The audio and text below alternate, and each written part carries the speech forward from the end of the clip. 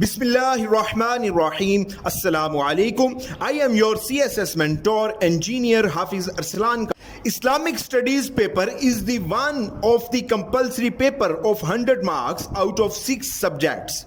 This is really an important paper as there are 3 general knowledge papers of Pakistan affairs, current affairs and the general science and ability, in which one has to score 120 out of 300 to pass 3 subjects collectively.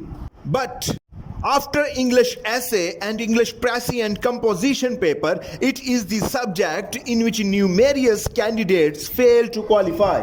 So be conscious because it is very technical paper. Lot of candidates make many mistakes, but the major mistake is that they scribble or write in the paper everything but from their opinions and views according to their own mind, but they do not give proper reference from the Qur'an and Hadith.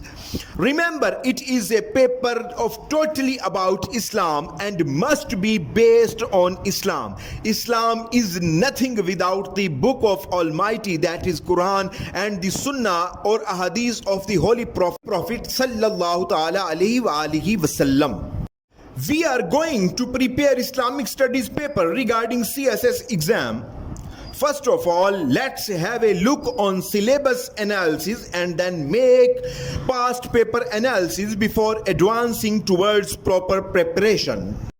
If we discuss syllabus, then there is a list of 7 chapters, and that 7 chapters are Introduction to Islam, Study of SEERAH of Prophet Muhammad sallallahu alaihi wasallam as a role model, Human Rights and Status of Women in Islam, Islamic Civilization and Culture, Islam and the World, Public Administration and Islamic Code of Life.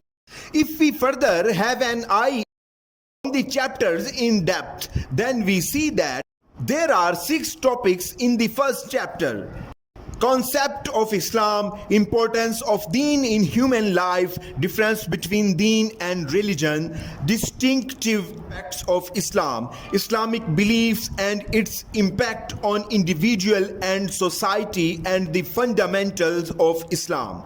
What are the Islamic worships? How worships have spiritual, moral and social impacts. The second chapter, Study of SEERAH of Prophet Peace be upon him as a role model for individual, diplomat, educator, as a military strategist and a peacemaker or a peacekeeper. The third chapter, Human Rights and Status of Women in Islam, contains mainly 2 topics. That topics are human rights and status of women in Islam and the dignity of men and women in Islam. The fourth chapter is about Islamic civilization and culture. This chapter covers the 3 topics that are meanings and vital elements of Islamic civilization and culture, role of civilization in development of human personality and community, and the characteristics of Islamic civilization: Tawheed, self-purification, dignity of man, equality, justice, moral values, tolerance and rule of law, and all these are the characteristics of Islamic civilizations. The 5th chapter of Islamic Studies, according to the required syllabus of CSS exam, is Islam and the World.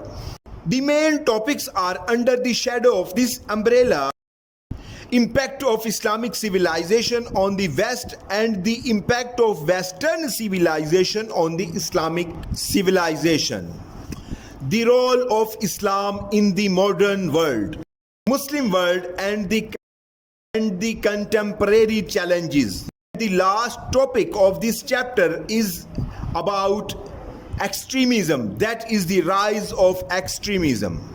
The 6th chapter is on public administration and governance in Islam, and bring 8 topics under discussion are concept of public administration in Islam, Quranic guidance on good governance, concept of governance and its application in the light of Qur'an, Sunnah and Fiqh. Shura, legislation and source of Islamic law, all these make governance structure in Islam.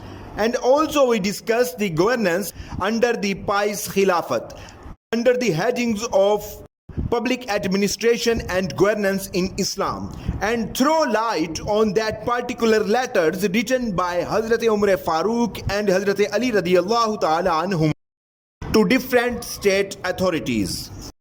Who is the civil servant and what are his responsibilities? Islam is a complete code of life. Then how it is possible that Islam ignores the system of accountability? So there is a comprehensive system which is waiting for us people to discuss and own that system in our life to rebirth a welfare society. And at the end we discuss Islamic code of life, that are social, political, economic, judicial and administrative system. These systems are salient features of Islamic society. As Islam is a complete and comprehensive code and conduct of life, if one followers cannot be able to find the solution of some specific matter from Qur'an and Sunnah directly, then Islam has a proper procedure of ijma and ijtihad. So guys, it is the today's session. In the next we try to make past paper analysis. So keep watching and stay with us. May Allah Almighty bless you.